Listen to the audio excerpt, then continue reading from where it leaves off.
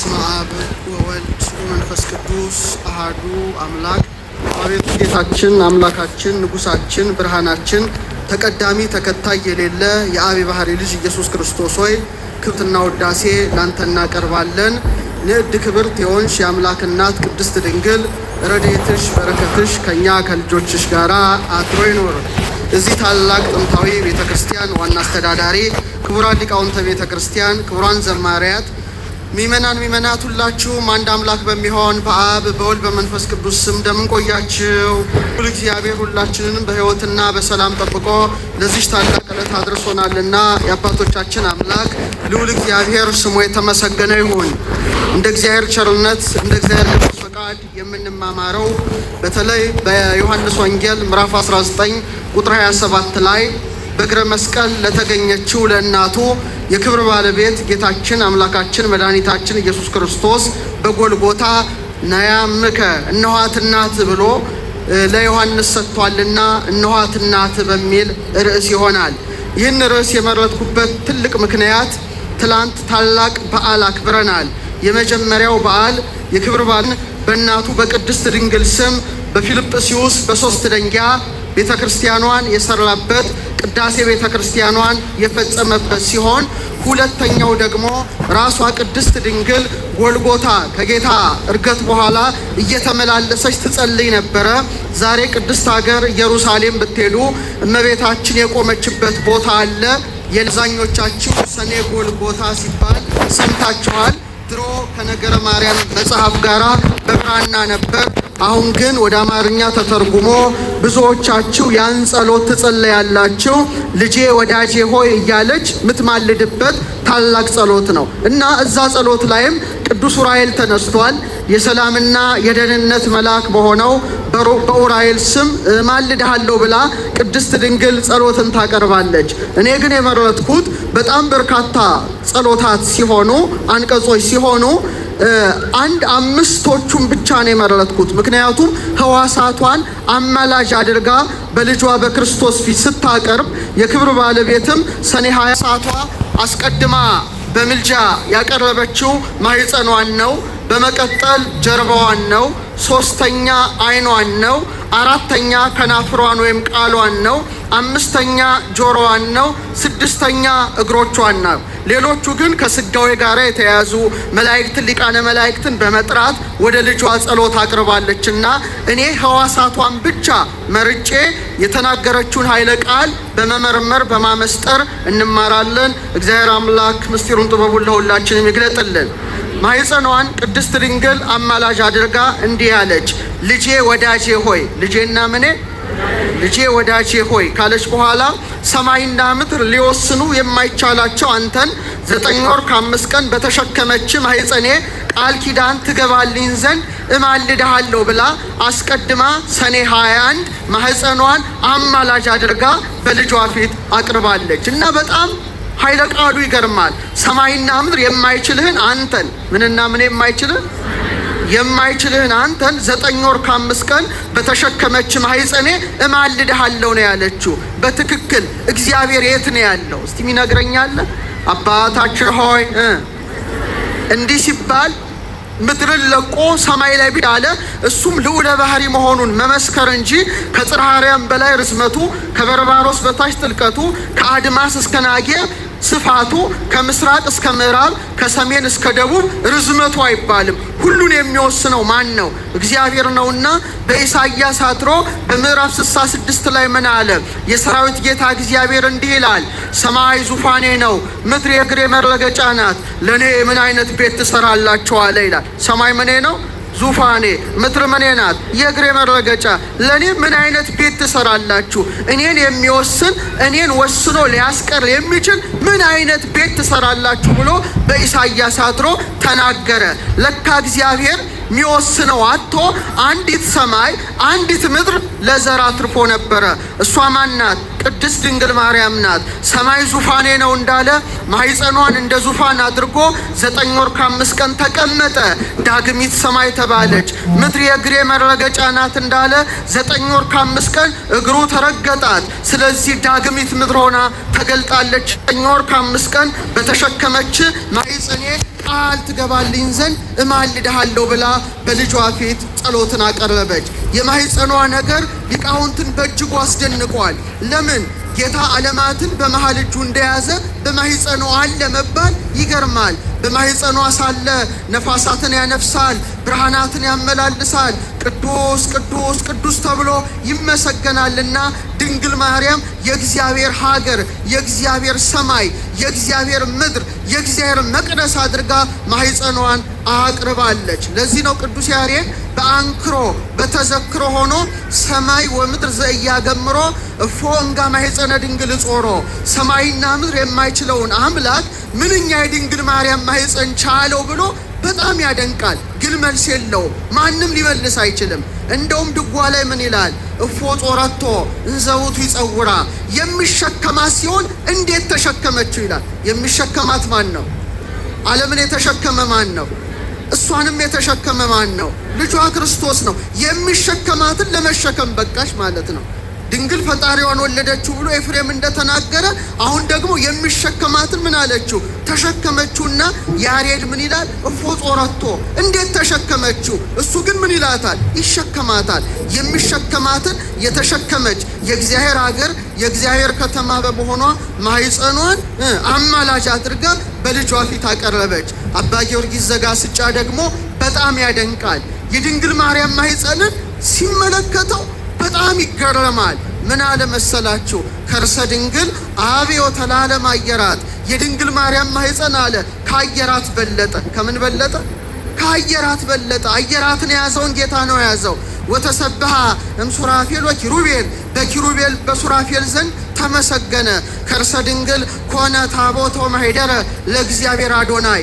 የድንግል ማርያም ማህፀን አለ አዶናይ ለተባለ በእግዚአብሔርነት፣ በአምላክነት፣ በፈጣሪነት፣ በእበይ፣ በክብር፣ በኃይል፣ በክሂል፣ በብርሃን ከአብ ከመንፈስ ቅዱስ ጋር ገንዘቡ የሆነ ኢየሱስ ክርስቶስን ይዟልና የድንግል ማርያም ማህፀን አለ አዶናይ ለተባለ ለእግዚአብሔር ምን ሆነ አለ?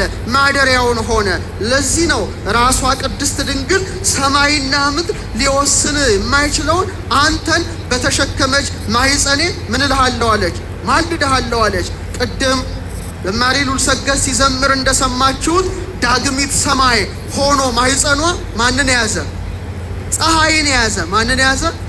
እስቲ ስለ ፀሐይ ትንሽ ልንገራችሁ። እኔ ባለሁበት የሥነ ፈለክ ዘርፍ ስለ ፀሐይ ብዙ ይነገራል፣ ብዙ ይመረመራል። በፀሐይ ደረጃ አንድ የሚያስደንቅ ነገር ልንገራችሁ። ዛሬ ዓለም ላይ ያለው ትልቁ የጦር መሳሪያ ምንድን ነው? ኒውክለር ነው አይደለ? ኒውክለር ተተኮሰ ማለት ቢሊየንስ ሰዎች ነው እንደ ቅጠል የሚረግፉት ከጨረሮ የተነሳ እና እግዚአብሔር ይጠብቃት ምድራችንን። ኃያላኑ መተኮስ አቅቷቸው አይደለም፣ ቢተኩሱ ራሱ መልሶ እነሱን ምን ይላል? ያጠፋል። ግን የሚገርማችሁ ወደ ፀሐይ ስትመጡ 100 ሚሊየን ሃይድሮጅንን ወደ ሂሊየም በሰከንድ ውስጥ ሪያክሽን ታደርጋለች ማለት የሚገርማችሁ 100 ሚሊየን ኒውክለር ቦምብ ማለት ነው በቅጽበት የምታከናውነው ፀሐይ። የ3 ሰከንድ ጉልበቷ ምድር ላይ ቢያርፍ የምድር ውቅያኖሶችን ሁሉ ማትነን ይችላል። የ6 ደቂቃ ጉልበቷ ምድራችን ላይ ቢያርፍ የመሬትን ክረስት ወይም ንጣፉን አቡድኖ ባዶ ማድረግ ይችላል። እግዚአብሔር ባወቀ ሰማይን አራቀ። ፀሐይ በ100 ሚሊየን ኒውክለር ቦምብ የሚያህል ሪያክሽን በቅጽበት ስታደርግ ፀሐይ እንደዚህ ኃያል ስትሆን ድንግል ማርያም ግን ማህፀኗ ያስተናገደው ፀሐይን ሳይሆን የፀሐይን ፈጣሪ ክርስቶስን ነው። ክብር ይግባው ለማህፀኗ። ዛሬ እኔና እናንተ እንኳን በጣታችን የምንይዘውን ተርታውን ጧፍ እንኳን እሳቱን መንካት አንችልም። እንችላለን?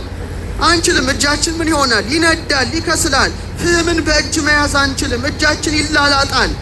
ትኩስ ውሃ እንኳን ላያችን ላይ ቢፈስ ምን አይነት አደጋ እንደሚያመጣ ታውቃላችሁ። ድንግል ማርያም እኮ ማህፀኗ መላእክት የማይቀርቡትን እሳት የያዘ ማህፀን ነው።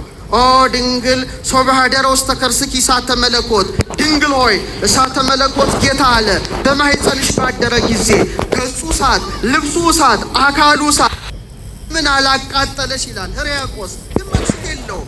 7 የእሳት መጋረጃ ሲለጠው በማህፀንሽ ወዴት ተጋረደ? ወዴት ተተከለ? ዘንስቲ ታባላንቲ ይኸው 3 ክንድ ከስንዝር ቁመት ስትሆኝ ኪሩብ የሚሸከሙት ያስፈሪው የእሳቱ ዙፋን በማህፀንሽ የተተከለ ወዴት ቆመ? እንዘንስት መራት አንቲ ታናሽ ሙሽራ ስትሆይ መልስ የለም። ስለዚህ እናታችን ድንግል ማርያም ዳግሚት ሰማይ ሆኖ ማህፀኗ ፀሐዩን ያዘ። ማህፀኗ ደመና ሆኖ ማንን ያዘ? እስቲ ደመና ካለ ምን አለ? አሁን ምን እየዘነበ ነው? ዝናቡ ማን ነው? ክርስቶስ ነው። ንዑ እንከ ከመና ልዕላ ለዛቲ ደመና ብርሃን እንተጾረቶ ለማየ ዝናብ ንጹህ ይላል አባ ጊዮርጊስ።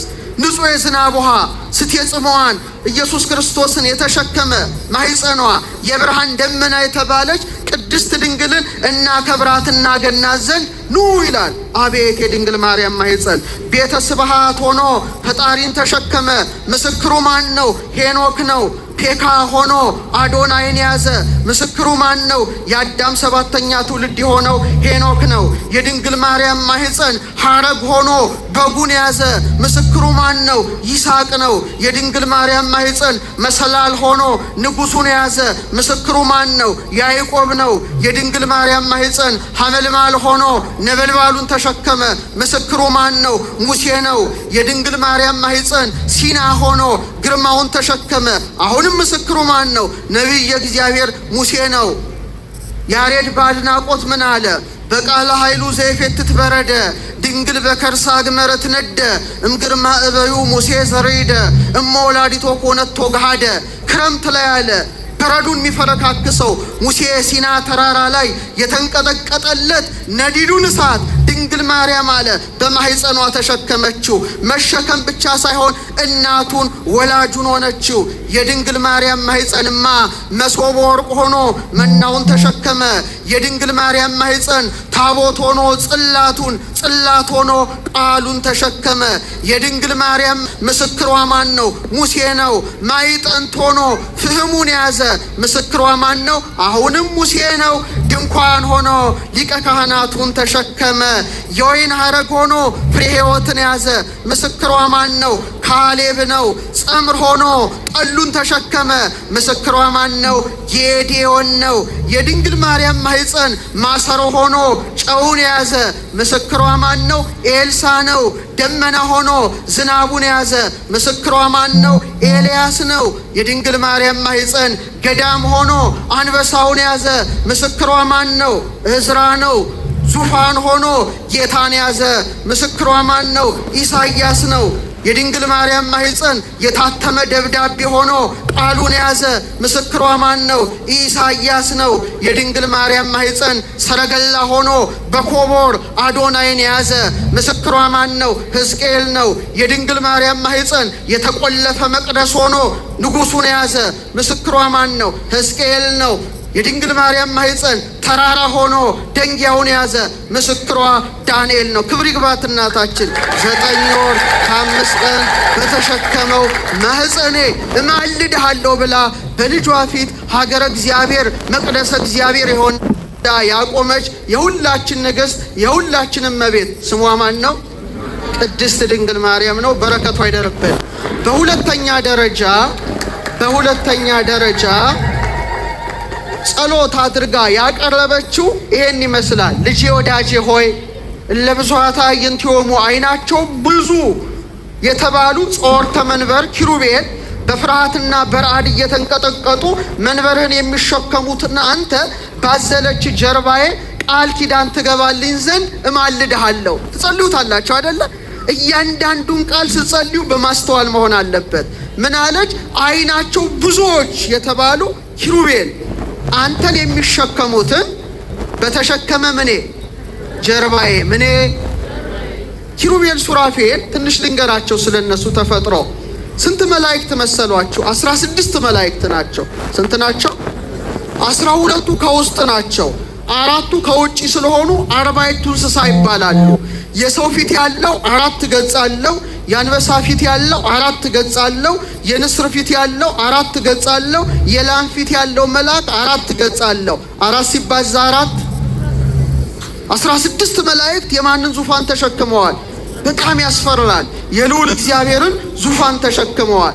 እሳታማ ዙፋን ነው የያዙት እና ይንቀጠቀጣሉ በፍርሃት በረዓድ። መብረቅ ነው፣ ብልጭልጭታ ነው፣ ነጎድጓድ ነው። ቀስተ ደመናዊ ብርሃን ዙሪያውን ይከበዋል እና ኢሳይያስ ተመለከታቸው በምዕራፍ 6 ላይ ኦዚያን በሞተበት ወራት ተመስጦ መጥቶበት ሲመለከት እግዚአብሔር በእነሱ ላይ ተቀምጦ ያየው። እሱን ማየት አቅቷቸው በክሌቱ ክነፊሆሙ ይከድኑ ገጾሙ በሁለት ክንፋቸው ፊታቸውን ሸፍነው በሁለት ክንፋቸው እግራቸውን ሸፍነው ሁለት ክንፋቸውን ወዲያና ወዲያ አድርገው ቅዱስ ቅዱስ ቅዱስ የሰራዊት ጌታ እግዚአብሔር ተመልታለች እያሉ ያመሰግኑታል። ከቃሉ ጋር ናቸው። በጣም ያስፈራል እና ፊቱን ማየት አቅቷቸው እኮ ነው ክንፋቸው እና ከፊቱን መቆም አቅቷቸው ነው በሁለት ክንፋቸው እግራቸውን የሸፈኑት። ዋናው ይሄ ብቻ አይደለም። ሕዝቅኤል ደግሞ ኮቦር በምትባል ወንዝ ሳለ በ30 ዓመቱ ተመስጦ መጥቶበት ተመለከታቸው። መንኮራኩር ይላል ሰረገላ ነው። ያን ሰረገላ መንካት አቅቷቸው በእሳት ምሰሶ ደግፈውታል። በምን ምሰሶ? በእሳት ምሰሶና በጣም ያስጨንቃል ሲመለከተው። እግዚአብሔር ያሳያችሁ። እሳታውያኑ በዚህ ደረጃ በመንቀጥቀጥ ዙፋኑ መንካት አቅቷቸው በእሳት ምሰሶ የሚደግፉትን ጌታ በጀርባዋ በብቸኝነት ያዘለች ማናት? ለዚህ ነው ኪሩባዊ ሰረገላ ትባላለች። ስለዚህ አሁን እስቲ እናንተ አወዳድሮ ማን ይበልጣል? 16ቱ መላእክት ይበልጣሉ ወይስ ቅድስት ድንግል ማርያም? እውነታችሁን ነው? እሺ በብሉይ ኪዳን መንበረ ታቦቱ ላይ ኪሩቤል ነው የሚቀረጹት። በአዲስ ኪዳን ባለችው ቤተ ክርስቲያን መንበረ ታቦቱ ላይ የምትሳለው ማናት? ለምንድን ነው እነዛ በዙፋናቸው የሚሸከሙትን ጌታ በምኗ አዘለችው? በምኗ ታቀፈችው? በምኗ ተሸከመችው? እግዚአብሔር ይስጣችሁ። ስለዚህ አባ ጊዮርጊስ በጣም በአድናቆት ሆኖ አነጻጸረ። ንጽጽሩን ልንገራችሁ። ሆተ ብርሃን ላይ አንቲ ታህቢም ኪሩቤል አንቺ ያለ ከኪሩቤል ትበልጫለሽ። ለምን? እስመ ሱራፌል ወኪሩቤል በሰረገላ እሳት ይጸውርዎ ልጅሽን አለ። ኪሩቤልና ሱራፌል በእሳት ሰረገላ ይሸከሙታልና። በምን? በእሳት ወበምጽናቲው ዘእሳት ይጼኑ መንበሮ ዙፋኑንም አለ በእሳት ምሰሶ ይደግፋሉና። አንቲ ሰጾር ኪዮ በከርስኪ አንቺ ግን ያንን አምላክ በማህፀንሽ ተሸከምሽው። ወሃቀፍ ኪዮ በአብራክኪ በጉልበቶችሽ ታቀፍሽው። ወሃዘል ኪዮ በዘባንኪ በጀርባሽም አዘልሽው ካለ በኋላ ህየንተ ሰረገላ እሳት አብራክኪ ኮና በእሳቱ ሰረገላ ፋንታ ጉልበቶችሽ ሆኑ። ምኖችሽ? እነዛ በሰረገላቸው ሲሸከሙት እናታችን ደግሞ በምኗ ታቀፈችው? በጉልበቶቿ። ህየንተ ምጽናቲው ዘእሳት አእዳውኪ እጆችሽ ተተኩ አለ። እነዛ ዙፋኑን በእሳት ምሰሶ ደገፉ። ድንግል ማርያም ግን ዙፋኑን ሳይሆን ዓለምን የሚደግፈውን ጌታ እናቶች፣ አሁን ልጅ ያቀፋችሁ እናቶች በክንዳቸው እንደምትደግፏቸው በእጆቿ አቀፈችው። ክብር ለክንዷ፣ ክብር ለጀርባዋ፣ ክብር ለማህፀኗ፣ ክብር ለሁለንተና አካሏ። ስለዚህ ነዲዱን እሳት ተሸክሞ ያልተቃጠለ ጀርባዋን ከኪሩቤል ሰረገላ ጋራ ቅድስት ድንግል በማነጻጸር ልጄ ወዳጄ ሆይ ቃል ኪዳን ትገባልኝ ዘንድ እለምንሃለሁ ብላ ሰኔ 21 ምልጃን አቀረበች። ቀጥሎ ያቀረበችው አይኗን ነው። አይኗን አማላጅ አድርጋ አቀረበች። ልጄ ወዳጄ ሆይ ኪዳን ትገባልኝ ዘንድ እማልድሃለሁ ብላ አይኗን አማላጅ አድርጋ አቀረበች። የድንግል ማርያም አይኖች የተለያዩ ነገሮች ይታይባቸዋል። አንዴ ደስታ ይታይባቸዋል፣ አንዴ እንባ ይታይባቸዋል። በጣም የአይኗ ነገር የተለየ ነው። ሰሎሞን አስቀድሞ በመኃልየ 7:5 ላይ አይኖችሽ አለ እንደ መላ ኩሬ ውሃ ናቸው ይላል። እንደምን ውሃ ናቸው? እንባን ያፈሰሱ አይኖቿ በቀራንዮ ላይ ስቅስቅ ብሎ እንደ ውሃ የፈሰሰ አይኖቿን ምን አለ? አይኖችሽ እንደ መላ ኩሬ ውሃ ናቸው አለ። አይኗ ጽሩይ ነው። ከድንግል ማርያም አይኖች የበለጠ አይን የት ታገኛለ? ምንም ነገር ብታነጻጽሩ ከአይኖቿ ጋር አይወዳደርም። አባ ጊዮርጊስ ምን አለ? አልቦ ዘይበርህ እምጸዳል ዓይንኪ ከአይንሽ ጸዳል የሚበራ የለም። ኢቤዚያን በለብል በገጸ ሰማይ በሰማይ ፊት የሚንተገድ ዲበረሰ ነገስት በነገስታት ራስ ላይ የሚያንጸባርቀው ወርቅ ቢሆን እንቁ ቢሆን እንዳንቺ አይን የሚያምር የለም ይላል። ያምራል አይኗ ከሷ እንደው በሞቴ አሁን ስዕሏ ፊት ቆማችሁ ስትጸልዩ መጀመሪያ የምታዩት ምንዋን ነው? አይኗን ነው፣ እናታዊ አይን። እንዴት! ለዚህ ነው በቅዱሳት ስዕላት ላይ የእመቤታችን አይኖች ጎላ ተደርገው ይሳላሉ፣ ከናፍሯ ግን ትንሽ ሆኖ ይሳላል። ለምን? አይኖቿ በርህራሄ የሚመለከቱ ናቸው፣ የፍቅር አይኖች ናቸው። በከመ ይትፌሳ ሕፃን ሶበ ይሬሞ እትፌሳ አንሰ ስእለኪ በርህይ ወተሳለሞ ይላል አባ ጽጌ ድንግል። ሕፃን የእናቱን አይን እንደሚያይ ደስ እንደሚለው ሮጦ እቅፏ ውስጥ እንደሚሆን እኔም ደግሞ ያንቺን ስዕል ርኅሩህ የሆነ የአይንሽ ያለበትን ስዕል በማየት ደስ ይለኛል አለ። ደስ ይበላችሁ፣ እመቤታችን ከኛ ጋራ ናት። ዛች ሴት አይን ስትመለከቱ ትደነግጣላችሁ። በጣም የደፈረሰ አይን ነው፣ ደም የመላበት አይን ነው፣ የረከሰ አይን ነው፣ ፍትወት የተቃጠለ አይን፣ የተመላ አይን ነው። እሱም የማን አይን ይመስላችኋል? የሔዋን አይኖች ናቸው። የማን አይኖች ናቸው? እዚህ ጋር እመቤታችን አምጧት። የእሷን አይንና የመጀመሪያዋን ሔዋንን አይን ተመልከቱ። የመጀመሪያዋ ሔዋን አይኗ ምን ያህል የጎሰቆለ የባከነ አይን ነበረ። ምንን ተመለከተ? አትቢ የተባለችውን የተከለከለችውን የዛፍ ፍሬ ተመለከተ። ጎሰቆለ። ለመብል ያማረ እንደሆነ አየች ይላል። እባብን ተመለከተ። ደህና ነገር እንኳን አልተመለከተችም። አካለ ከይሲ ማደሪያ ልሳነ ከይሲ መናገሪያ ያደረገው ማን ነው? ሰይጣን ነው። ሰይጣን ያደረበት እባብን ተመለከተች። በመቀጠል ምን አየች? ራቁቷን መሆኗን። አይቀስብል ራቁቷን የብርሃንን ልብስ። ከዛ ሮጣ ጫካ ውስጥ ከባሏ ጋር ለመደበቅ ሞከረች። ይህ ብቻ አይደለም። አይኖቿ ደም አፍሳሹ ቃየልን አዩ። ምን አፍሳሹ? የወንድሙን ደም በግፍ ያፈሰሰ ቃየልን ያዩ የሔዋን አይኖች የደፈረሱ አይኖች ናቸው። የሔዋን አይኖች ሞት የገባባቸው አይኖች ናቸው። የሔዋን አይኖች ፍትወት የገባባቸው አይኖች ናቸው። የሔዋን አይኖች የታወሩ አይኖች ናቸው። የሔዋን አይኖች የጨለሙ አይኖች ናቸው። እስቲ ወደ እመቤታችን ደግሞ እንምጣ። የሔዋን አይኖች በዚህ ደረጃ አስከፊ ሕግ አፍራሽ መሆናቸውን ስናይ ወደ ድንግል ማርያም አይኖች ስትመጡ ግን ወደ ቤተ መቅደስ በገባች ጊዜ ለመጀመሪያ ጊዜ ቅዱስ ፋኑኤልን የተመለከቱ አይኖቿ ናቸው። ክብር ላይ ነው። ፋኑኤልን አዩ። ሰማያዊውን ህብስት አዩ። ሰማያዊውን ጽዋ አዩ። ተርታ ነገርን አይኖቿ አልተመለከቱም። የኢሳያስን መጽሐፍ አውጥታ ታነብ ነበረ። አይኖቿ የጠሩ የሃይማኖት አይኖች ነበሩ።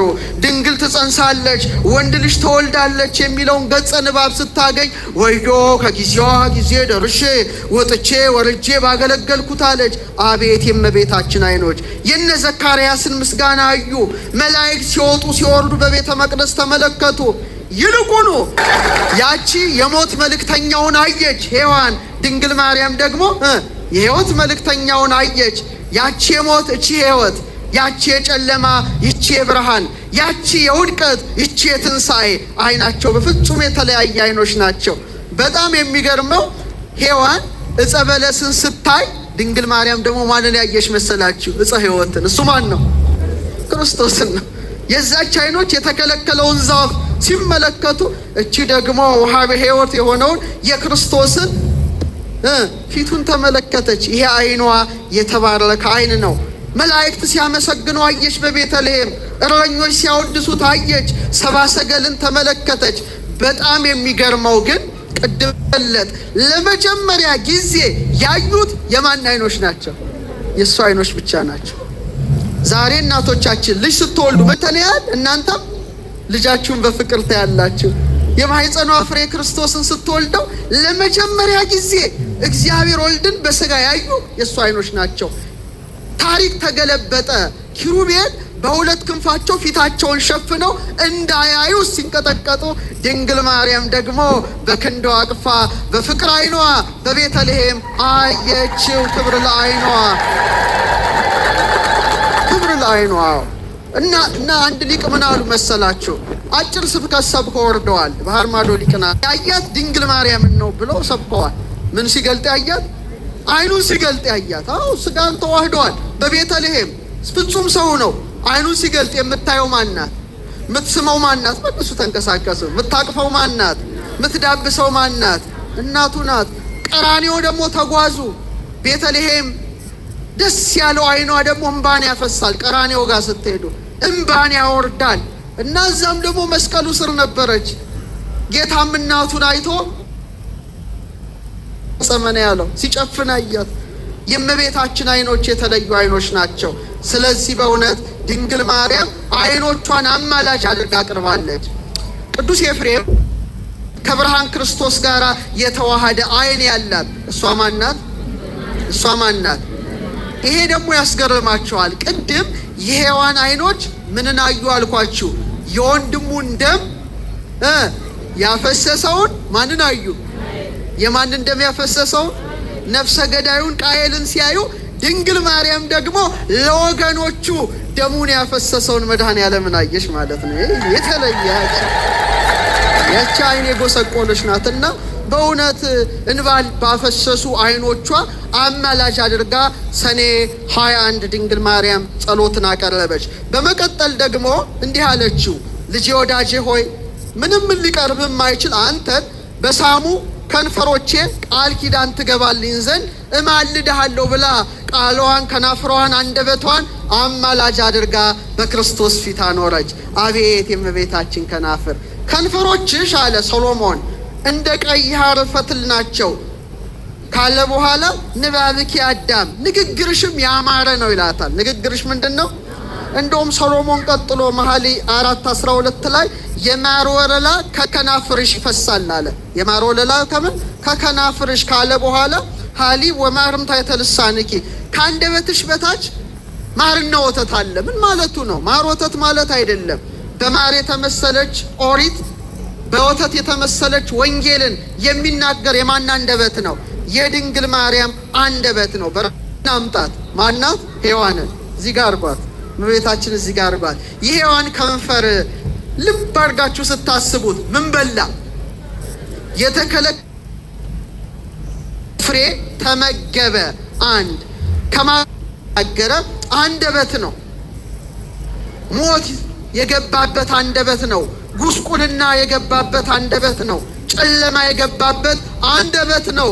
የድንግል ማርያም አንደበት ግን ከማጋ ተነጋገረ? ከቅዱስ ገብርኤል ጋር። ክብር ይግባው አንደበቷ ለምስጋና የተከፈተ። አቤት ደግሞ ስትጠይቀው እኮ መልአኩን አይታችኋል? ሔዋን ጅል ናት፣ ሞኝ ናት። ምንም እንኳን አልተከራከረችም። ይሄን ብትበሉ አምላክ ትሆናላችሁ ሲል እንዴ ቅጠል በመብላት አምላክነት ከተገኘ ለምን አንተ በልታ አምላክ አትሆንም? መልስ ነበር አይደል? አይናችሁ ይከፈታል ሲል እውራንን ቢሉ መልስ ነበረ። በሞኝነት በጅልነት ከእባብ ጋር የተነጋገረ ከንቱ ከንፈር ነበረ። እመቤታችን ግን አስተዋይ ናት። ተከራከረችው መልአኩን። እንደ ዘካርያስ በመጠራጠር እንደ ኒቆዲሞስ በመከራከር አይደለም። ብልህ ናት፣ አስተዋይ ናት። ትጸንሻለች ሲላት እፎኑ እንዴት ይሆናል አለች። አያችሁ ምን ያህል ድንግልናዋ እንደተጨነቀች።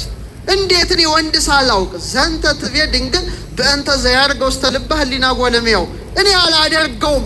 መልአኩ ግን መለሰ ያንቺ ጽንስ እንደ ሌሎች አይደለም ብሎ ነገራት። መጨረሻ ለእግዚአብሔር የሚሳነው ነገር ልክ ስትል በሔዋን አፍ ሞት እንደገባ ይኩነኒ በከመ ትቤለኒ እንደ ቃልህ ይደረግልኝ በሚለው በድንግል ማርያም አንደበት ደግሞ ሕይወት ፈሰሰ፣ ሕይወት ገባ። ጨለማው በብርሃን፣ ሞቱ በሕይወት፣ ውድቀቱ በትንሣኤ ተተካ። የዓለም ታሪክ ተገለበጠ። ኦርቶዶክሳውያን የዓለም ታሪክ ተገለበጠ። ዛሬ ሴቶች ስለ አንደበት ሳነሳ አንድ ነገር ልንገራችሁ፣ የሚያስደስት ነገር። ሔዋን የዘጋችውን አፍ ይላል፣ የጠመጠመችውን የሴቶችን አፍ ድንግል ማርያም ግን ፈታችሁ ይላል። ምን ፈታችሁ? ሔዋን ከእባብ ጋር በመነጋገሯ ሴቶች ሁሉ ወድቀው ነበረ። ከሞት መልእክተኛ ጋር ተነጋገሩ እንጂ ከሕይወት መልእክተኛ ጋር አልተነጋገሩም። የሞት ፍሬን በልታ ለባሏ አብልታ የውድቀት ምክንያት፣ ገነትን የማጣት ምክንያት ስለሆነች ሔዋን አንሳ ነበረ። አንሳ ሴቶችንም ማሳነሳ። የሰማችሁ ነው ሴቶች። ድንግል ማርያም ግን ያን ታሪክ ገለበጠችው። ያ የተዘጋው አፋችሁ ዛሬ እልልታን ያቀርባል፣ ምስጋናን ያቀርባል። ደስ ይላል። ደስ ይበላችሁ ሴቶች። ይኩነኒ በከመ ትቤለኒ እንደ ቃል ይሁንልኝ ይደረግልኝ የሚለው የሕይወት ቃሏ ነው የሴቶች አንደበት እንዲከፈት ያደረገው። የማን አንደበት? የማን አንደበት? እንደውም ኤፍሬም ሲያነጻጽር ምን ይላል መሰላችሁ? እመቤታችን ለሆነች ለሁሉም ሴቶች አለ። ለምን አንድ ሳይቀር ሴቶች ሁለት ነገር ነው ሊሆኑ የሚችሉት፣ ወይ ድንግል ይሆናሉ ወይ እናት ይሆናሉ። ከዛ ውጭ ለወለዱት እናቶች በሙሉ መመኪያ ናት አለ። እህቶቻችን እናቶቻችን ሴቶች ድንግል ማርያም አንደበታችሁን በመክፈቷ የእናቶች ቀን የሴቶች ቀን ድንግል ማርያም የተወለደችበት ዕለት ብቻ ነው። ማርቼት አይደለም፣ ግንቦት አንድ ነው። ደስ ይላል። ይሄ አንደበት ተከፈተ። ወገናችሁ አንሶ ነበረ፣ ጎስቁሎ ነበረ። ያጎሳቆለችውም እናታችን ሔዋን ናት። የድንግል ማርያም አፍ ግን ኤልሳቤጥ ጋር ሄደች። ምን አለች? ነፍሴ እግዚአብሔርን ታላቅ ታደርገዋለች፣ መንፈሴ በመድኃኒቴ በእግዚአብሔር ደስ ይላታል የሚል የድንግል ማርያም አንደበት የተለየ ነው። የእመቤታችን አንደበት ለሌላም ይከፈታል። ልጄ ምን የላቸውም ወይን የላቸውም፣ ታማልደን እመቤታችን አንደበቷ ሲከፈት ደስ ይላል። እና እኔ በእውነት በጣም የሚያስደንቀው ከድንግል ማርያም ጋር የተነጋገረው ያሬድ እንዲህ ይላል። ነጽሩ ሊተ ድንግል ህትምተ መዓዛ አፉሃ ይጼኑ ፍረተ። ያሬድ ይሄን ያለው እመቤታችንን አናግሮ ነው። ንጹህ ትንፋሷን አሽትቶ ነው። ታድሎ ኤፍሬም ሶርያዊን እስቲ ያስቡት። ድንግል ማርያም ለተከታታይ 7 ቀናት እየመጣች እኮ ነው እየመጣች ወድሰኒ አንደበቷ እንዴት አደመጠው ጆሮ፣ አመስግነኝ እንዴት አይቷት ይሄ አንደበቷ ንግግሯን ሰምቶ ኤፍሬም አወደሳት። በሀገራችን ደግሞ ያሬድ እስቲ በሉት ቅዱስ ያሬድ ማይኪራ ላይ ሆኖ ጽዋቶ ዜማ ሲያስተምር ቅዱስ አባ ሕርያቆስን ከብህንሳ በአካለ ነፍስ አምጥታ ኤፍሬም አለች ውዳሴን ሕርያቆስ ቅዳሴን ለያሬድ ንገሩት፣ ቅዱስ ያሬድ በዜማው ሲያመሰግነኝ መስማት እፈልጋለሁ አለ። አቤት ይህን ቃል የሰሙ እንደ ኤልሳቤጥ የሆነ ጆሮ ነው ያሬድ ጆሮ እኮ። ስለተመለከታት ስላያት ስላነጋገራት ምን አለ መሰላችሁ? እምነ ፀሐይ ያቢ ብርሃና ብርሃኑ አለ ከፀሐይ ብርሃን ይበልጣል። አንቀጸ አድኅኖ አልባቲ ሙስና ነውር ነቀፋ የሌለባት የድኅነት ትርጉስና ውበቷ ደምግባቷ ያጌጠ የተሸለመ በክብር የተዋበ ነው። አማን በአማን መሶብ ዘመና እውነት በእውነት መናውን የያዘች መሶበ ወርቅ ናት። ነጽሩ ሊተ ድንግል ህትምተ መዓዛ አፏ ይጼኑ ፍረተ። የአፏ መዓዛ አለ እንደ ሽቱ የሚያውድ እንደምን የሚያውድ ኧረ ድገሙት፣ እንደ ሽቱ የሚያውድ ድንግል ማርያምን እስቲ ተመልከቱልኝ አለ። ክብር ይግባው ይሄ አባት ይዋት ይላል ደራሱ። ለዚህ ነው ሰላም ለቃልኪ ለአንደበትሽ ምስጋና ይገባል። እማስካለ ወይን ጥዑም ከሆነ ከወይን ይልቅ የሚጣፍጥ ህመምን ከሚያስረሳው ከናብሊስ ደንጊያ ይልቅ ደስ የሚያሰኝ የማን አንደበት ይመስላችኋል? የማን አንደበት? አቤት እሷን ያነጋገሩ እንዴት ታድለዋል ባካችሁ! አቤት ስንቱ መሰላችሁ ያነጋገራል። እነ ጎርጎርዮስ ዘኔዎ ቂሳርያ ዮሐንስን ይዛ መጣ ምስጢረ ሥላሴን አስተምረው ስትል ኤልሳቤጥ ገና ቃሏን ስትሰማ ጽንሱ በደስታ ምን ሆነ? የሔዋን ቃል እንኳን ጽንስ ሊያዘልን ሰውን ያሸብራል። የእመቤታችን አንደበት ጣፋጭ ቃሏ ግን እንኳን እኛን በማህፀን ያሉ ጽንሶችን ደስ ያሰኛል። ደስታ የተመላበት የደስታ መገኛ ሙሐዘ ፍስሐ ቅድስት ድንግል ክብር ይግባት እናታችን አንደበቷን አማላጭ አደረገች። አባ ጊዮርጊስም ቃሏን ሰምቷል። ኡራኤልን አስከትላ መታ። የምትወዱት መልአክ ማን ነው? ጊዮርጊስ አለች። ለወዳጄ ጊዮርጊስ አጠጣው ኡራኤል አክብሮቴን መልአክ ወዳጃችን እንወደው መልአክ ነው እና የመጀመሪያውን ሆተ ብርሃንን ሲጽፍ ጣፋጭ ቃሏን ስለሰማ እንዲህ አለ። እስቲ አብረን እንበለው። ምርጢቱ ሆይ በሉ እስቲ። አይሰማም ምርጢቱ ሆይ የአንደበትሽ ስር የወተት ምንጭ ነው፣ የንግግርሽ ቃልም እንደ ማር የጣፈጠ ነው፣ የእስትንፋስሽ ቃልም የሽቱ ቅመም ነው፣ ጉሮሮሽም የማር ወለላ ነው። ማር ናት ድንግል ማርያም፣ ወተት ናት እመቤታችን፣ ሽቱ ናት እመቤታችን። ቀጥላ አንድ ምልጃ ታቀርባለች። ጠቅልለን እንጨርሰዋለን። ልጄ ወዳጄ ሆይ አለችና ቃላትን በሰሙ ጆሮ ልድሃለሁ። አሁን የሚያስደስት ነገር እናወጣለን። ጆሮዎቼ ስለ ጆሮዋ ትንቢት የተናገረውን ዳዊትን እስቲ እናምጣው። በመዝሙር 44 ላይ ምን አለ? ቁጥር 45 ቁጥር 10 ላይ ስምዒ ወለቴ ወርኢ ወአጽሚ ዝነኪ፣ ልጄ ሆይ ስሚ አድምጪ አለ። ምን በል?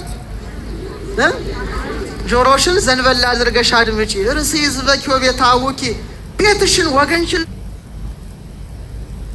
ወዷል፣ ውበትሽን ወዷል። አቤት ያደምጠው የንጉሱን የሔዋን ጆሮ ማንን አደመጠ? እባቡን፣ የሰይጣንን ሹክሹክታ አደመጠ። ድንግል ማርያም ግን ወለተ ዳዊት አባቷ ለወለተ ዳዊት ምን ጆሮሽ ምን በለሽ አድምጪ፣ ዘንበል አድርገሽ አድምጪ። እባብ መርዛማ ዕቅዱን በሔዋን ጆሮ ተነፈሰ። ያ ለሰው ልጅ ምንን አመጣ? ሞትን አመጣ። በድንግል ማርያም ጆሮ ደግሞ ምን ፈሰሰ? ሕይወት ፈሰሰ። ታሪክ ተገለበጠ። ያ እባብ ያንሾካሹካል እዛ ጆሮ ላይ፣ እዚህ ደግሞ ገብርኤል ምን ያሰማል? ብስራትን ያሰማል። በዛ ጆሮ ሞት ይገባል፣ በዚህኛው ጆሮ ሕይወት፣ በዚህ ጆሮ ምሕረት ይፈሳል። በዛሽ ጆሮ ሞት፣ በዚህ ጆሮ ሕይወት። ክብር ለጆሮዋ፣ ጡማት ቃላትን ለሰሙ ለጆሮዎች። እና ዳዊት አለ ልጄ ስሚ ይላታል፣ ጆሮሽን አዘንቢ። ሽን ወዷል። በቃ ንጉሱ ውበትሽን ወዷል። አባ ጽጌ ድንግል ይሄን ሲተረጉም ምን አለ? እግዚአብሔር ነጸረ ኩሎ ዓለመ ወይረከበ ማርያም ዘከማኪም። እግዚአብሔር ዓለምን ሁሉ ተመለከተ፣ ማርያም እንዳንቺ ያለች እናት አላገኘም። ኪያውስ ጽጌ ዘምከርስኪ ተቀስመ አበባ ክርስቶስ ከማኅፀንሽ ተለቀመ። ዳዊት አመረኪን ዘይብል ቅድመ ስምዒ ወለቴ ወሬ ዳግመ እስመ ፈትወ ንጉሥ ስነኪ አዳመ። ንጉሥ ክርስቶስ ያማረ ውበትሽን አይቷልና ልጅ አመልክቶሻል። ዳዊት አባቷ ላከበረው ጆሮዋ ክብር ይግባው፣ በእውነት አከበረው። ሚያስጠላ ድምፅ ሔዋን ሰማች። ምን የሚል አስጨናቂ! በሕማም ለዲ። ሴቶች እየሰማችሁ ነው? ይህን አይነት ጆሮ ነው በጭንቁ ለጅ ያላት እግዚአብሔር። በጻር በቀር የእሷ ጆሮ እኮ ነው የሚያሰቅቃችሁ እናቶቼ። ስትወልዱ የምታሰኛችሁ እኮ ሔዋን ናት። እንደው ግን ማርያም ማርያም የሚለው ደግሞ ሲሰማ ቶሎ ልዛኑ ይወለዳል። ጽንስ የምታስደስት እሷ አይደለች እንዴ? የሔዋን እኮ ያ አንደበት እኮ ነው በሕማሙ ለጂ። ከዛ ደግሞ እንደገና ወደ ባልሽ ተመለሽ። አቤት ፍዳ! በጣም ጻር ጋር ነው ይህን የሰማችው። ድንግል ማርያም ግን በጆሮዋ የሰማችው ጸጋን የተመላሽ ደስተኛይቱ ሆይ ደስ ይበልሽ። ማካንቺ ጋር ነው፣ ማካንቺ ጋር ነው። አዎ በርብቃ ሁለት ጆሮዋ ላይ ኢያውብር የወርቅ ጉትቻን ያጠለቀላት አይደል እንዴ? የአብርሃም መልእክተኛ ኢያውብር በይስሐቅ ጆሮዎች ላይ የወርቅ ጉትቻን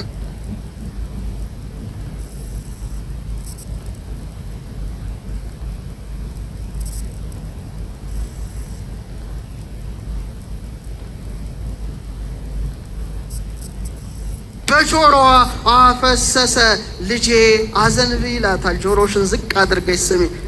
ይህ ብቻ አይደለም፣ ቅዱስ ቅዱስ ቅዱስ የሚል ድምፅ ወዲያው ጆሮዋ ሰማ። ምኗ ውስጥ ይመስላችኋል? ማኅፀኗ። ምኗ? ከማኅፀኗ ምስጋና ፈሰሰ። አንገቷን ዘልሳለ።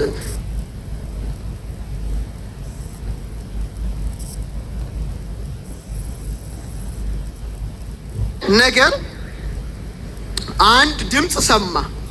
ይህ ነገር ከሷ ጆሮ በቀር ሊሰማው የሚችል ማንም ጆሮ የለም።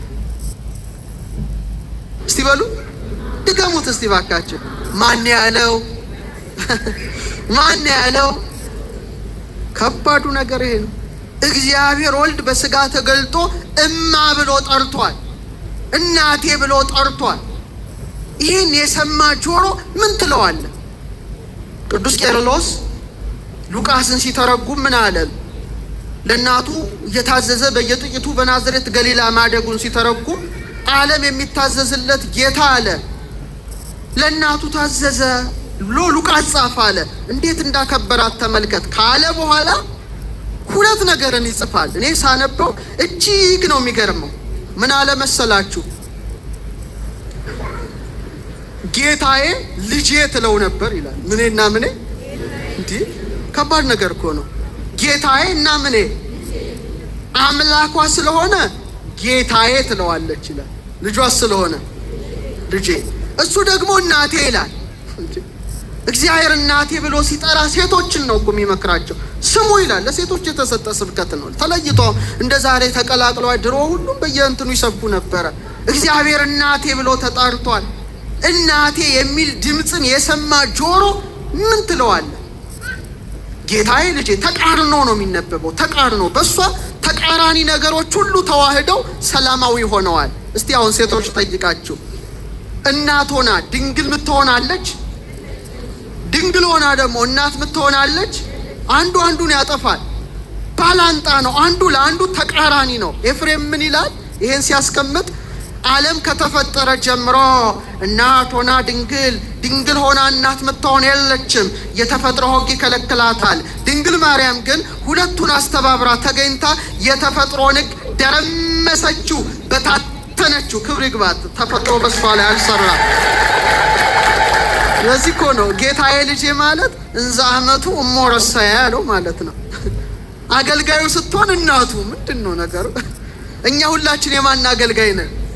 አረ መሞቴ የእግዚአብሔር እንጂ ወላጅ አይደለም። እሷ ግን ልጄ ማለት ስልጣን አላት። ልጄ ወዳጄ ማለት ስልጣን አላት። እስቲ ሌላም ልንገራችሁ ያስደንቅ እንደው እግረ መንገዴን ነው። እስቲ ወተት በሉ እስቲ ድገሙት። ከድንግልና ጋር ይኸው እናቶች እዚህ ያላችሁ ወለዳችሁ፣ ልክ ስትወልዱ እግዚአብሔር ለዛ ሕፃን ከጡታችሁ ምን ይሰጣቸዋል? ወተትን ይሰጣል። ትልቅ ስጦታ እኮ ነው። ለደናግል ግን የለም። እናት እስክትሆኑ ድረስ አይሰጣችሁም። እሷ እኮ ድንግል ሆና ሳለች ወተት መገኘቱ አይገርማችሁ? ተውት ሌላውን ሴቶች፣ ይሄን ብቻ እያሰባችሁ ሂዱ። ለእናንተም ተውት ሌላውን እርሱት። ይሄን ብቻ እያሰባችሁ ኮንተምፕሌት እያደረጋችሁ እያሰላሰላችሁ እስቲ ሂዱ። ኤፍሬም በአድናቆት ያለውን ግን ብለው ደስ ይለኛል። ግን አብራችሁን ካላችሁ ነው። ትስማማላችሁ? ፈጣሪዋ ነህና በሉ እስቲ። ድምጻችሁን ደስ አይልም። ፈጣሪዋ ነህና ለድንግል እናት ለጡቶቿ ወተትን ሰጠ። ልጇ ነህና ከሰጠሃት ወተት መልሰ ጠባ። አስተዋላችሁ ሴቶች? ፈጣሪዋ ስለሆንክ ለደናግል ወተት አይሰጥም አይደል? ፈጣሪዋ ስለሆንክ ወተትን ሰጥሃታ። ግን አለ ልጇ ስለሆንክ ደግሞ ከሰጠሃት ወተት መልሰ ምን አልክ? ጠባ። ድንግል ለአንተ ለሁሉ መጋቢ የተውሶ ወይም የብድር ወተት ሰጠች። የምን ወተት? የዋሳት ማን ነው?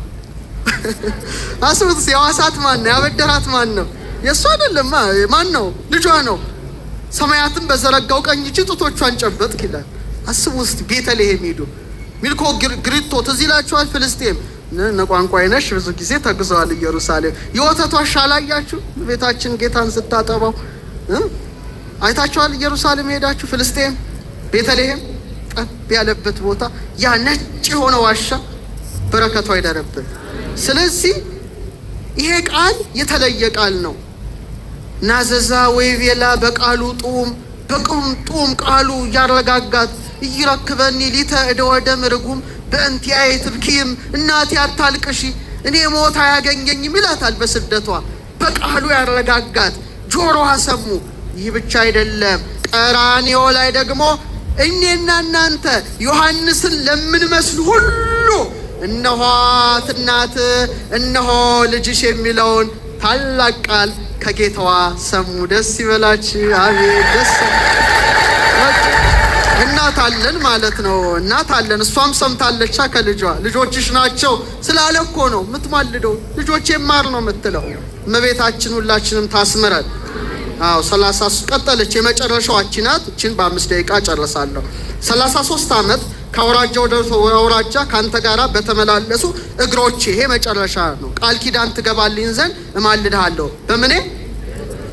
ከቤተልሔም እስከ ቀራንዮ ግብጽ በረሃ። አቤት እግሮቿ! የሔዋን እግሮችን ትንሽ አይተን እናብቃ። የሔዋን እግሮች ወደ ምንድን ነው የሮጡት? እስቲ በሞቴ ወደ ምን ሮጡ? ወደ ጸበለስ ሮጡ፣ ወደ ሞት ሮጡ። ደግሞ ፈሪ ናት ሔዋን። ፈሪ ጫካ ውስጥ ነው የሮጠችው ራቁቷን ስትሆን። ጸጋዋ ተገፏላ። ብርሃን ልብስ የላትም፣ እርቃኗን ያለችው ጫካ ውስጥ ከእግዚአብሔር ለመሸሽ ከማለመሸሽ። የሔዋን እግሮች ወደ ጫካ ሲሸሹ የድንግል ማርያም እግሮች ግን በ3 ዓመቷ ወደ ቤተ መቅደስ ገሰገሱ። ክብር ለእግሮቿ፣ ወደ እግዚአብሔር እቅፍ። ይሄ እግር የተለየ እግር ነው። ወደ ቤተ መቅደስ የገሰገሰ እግር ነው። ወደ ዘመዷ ወደ ተራራማው ከተማ ወደ ይሁዳ ወደ ኤልሳቤጥ የገሰገሰ እግር ነው። ልጇን ለመውለድ ለዓለም ለመስጠት ወደ ቤተልሔም ወደ ከብቶች ስፍራ የገሰገሰ እግር ነው። በ40 ቀኑ ደግሞ ጌታን ታቅፋ ወዴት የገሰገሰ እግር ነው? ወደ ቤተ መቅደስ። ማንን አቅፋ? ኧረ በማንን አቅፋ? እንዘ ተሐቅፍዮ ለሕፃንኪ ጽጌ ጻዕዳ ወቀይ አመ ቤተ መቅደስ ቦይኪ በዕለተ ተአምሮ ንጽ ነይ ርግቤ ትናዝዝኒ ይምላ። ዛሬም ትመጣለቻ። ወኒ ሰናይቴ ምስለ ገብርኤል ፍሱ ወሚካኤል ከማኪ ርህሩ። ነጭም ቀይም አበባ የተባለ ማን ነው? ክርስቶስን ነው። ከኔ ጋር ናችሁ? እስቲ ወደዚህ ሊናችሁ። ነጭም ቀይም አበባ ማን ነው? እሱን ታቅፋ በንጽህና በተአምር ዕለት አለ ወደ ቤተ መቅደስ እንደገባሽ ዛሬም ርግቤ አለ ከሐዘን ከለቅሶ ታረጋጊኝ ዘንድ ነይ። ድንግል ማርያም ትምጣ በእግሮቿ ገስግሳ። ስትመጣ ግን ብቻዋን አይደለም። ደስተኛውን ገብርኤል እንደሷ ርኅሮ የሆነውን ሚካኤልን ጽዋ የያዘውን ኡራኤልን አስከትላ ትምጣ እመቤታችን። እግሮቿ እንደዚህ ናቸው። ንግሥት ሆና ዛሬ ገስግሳ ደግሞ ትመጣለች። ከድሆች ጋር ናት። አይገርምም? ንግሥት እኮ ናት። ዛሬ ህሙማን ጋር ናት። የተጨነቁት ጋር ናት። የታሰሩት ጋር ናት። አቤት የእመቤታችን እግሮች! ፀሐይን ተጎናጽፋ ጨረቃን ጫማ ያደረገ እግሯ እኮ ነው በሾህ የደማው በእንቅፋት የደማው። እንዴት ይጨንቃል! ጨረቃን የተጎናጸፈ እግር ምን ወጋው? እሾህ ወጋው። ያንን ነው አማላጅ አድርጋ ያቀረበችው። ኢየሩሳሌም ስትሄዱ የመጨረሻ 14ቱ ፍኖተ መስቀል አይታቸዋል አይደለ? ጌታና እናቱ የተገናኙበት። እስቲ ኢየሩሳሌም ሄደ እጅ አውጣ እስቲ። የለም እንዴ? እንደው ለመሄድ ያብቃችሁ ፍኖተ መስቀል ያ አሜን። ወደ 4ኛው 5ኛው ፍኖተ መስቀል ጌታ መስቀሉን ተሸክሞ ዮሐንስ ነግሯት ሮጣ መታ እናትና ልጅ የተያዩበት ቦታ ነው። እስከ ቀራንዮ የገሰገሰ እግር ነውና እግሮቿን አማላጅ አድርጋ ያቀረበች ማናት? ድንግል ማርያም። ጌታም ደግሞ በእውነት የተናገረችውን ቃል ሰምቶ እምርልሻለሁ አለ። ደስ ይበላችሁ። እምርልሻለሁ ሰኔ 21። ስለዚህ ክርስቲያኖች የመጨረሻ ቃል አሁን እስቲ ጥያቄ ልጠይቃችሁ። እዚያ አጠገብ ያለሽ አንቺ አሁን እመቤታችን ስዕል ፊት ቆመሽ ምንድን ነው ብለሽ ምትጸልይ? እመቤቴ ምን በይ? እሺ ጌታ እስጋ ሆነሽ እናቱን አማላይ ስታደርጊ ምንድን ነው የምትይ? ታጎነብሻለሽ። በቃ ይሄ ድህነት ክፉ ነው። ድህነት ስልሽ የኢኮኖሚ አይደለም። እስቲ የሀብታምና የድሃ ልዩነት እስቲ መልስ ስጡኝ። በልብስ አንጻር ሀብታም ምን ልልበስ ነው የሚለው ወይስ የትኛውን ልልበስ? እሺ ድሃ ምን ልልበስ ነው? የትኛውን ልልበስ? ጥሩ። ባለጸጋ ምን ልብላ ነው ወይስ የትኛውን ልብላ? እሺ ድሃ ምን ልብላ ነው ወይስ የትኛውን ልብላ? ልዩነት አለ አይደል? ፖቨርቲ ኢዝ ኤ ላክ ኦፍ ቾይስ ይባላል። ድህነት ምርጫ ማጣት ነው ይላል ድሮ የኤቲክስ መምህራችን መምህር ተሾመ። ድህነት ምርጫ ማጣት ነው። ታዲያ ምርጫ እኮ አላችሁ። አሁን ተክለ ሃይማኖት ኡራኤልን አማላጅ አድርገሽ እስቲ አቅርቢ። ኡራኤል ከምን አማልደኝ? እሺ ጌታን ደግሞ ስትጸልይ ስለ ኡራኤል ብለህ ምን በለኝ? እመቤታችን ጋር ስትመጡ ግን ታሪኩ ሁሉ ይደበላለቃል። እሷን አማልጂን ብትሏት ከምንሽ ነው? ከልጅሽም ነው ከጌታሽም ነው? ከሁለቱም ነው። እሱን ስትለምኑት ስለምን ብለህ በቃ ድሆሽ ማለት ይሄ ነው። ምንጭ ምን ነው? ስለ እናት ብለህ ማረን ጨምራ አታረጉም እንዴ? በእንተ ማህፀና ዘጾረከ እስቲ 9 ወር በሉ።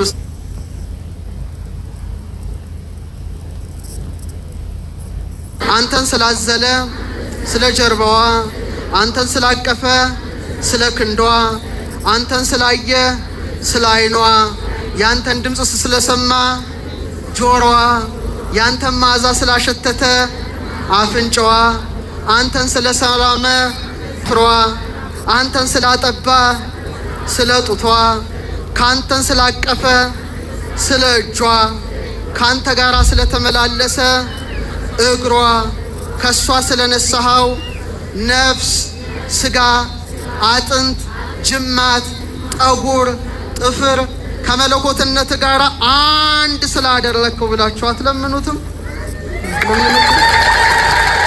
ይሄ ነውና ስለዚህ ኦርቶዶክሳውያን ደሃነን ሀብታም ነን። ኧረ እባካችሁ አይሰማም? ደሃነን እልል በሉ ሀብታሞች ባለጽና የአምላክ እናት ጸጋዋ ረድኤቷ በረከቷ ይደረብን። ሰኔ 21 በጎልጎታ በተቀበለችው ቃል ኪዳን ለሀገራችን ለኢትዮጵያ ለሁላችንም ምህረትን ታሰጥ። ወስብሐት ለእግዚአብሔር።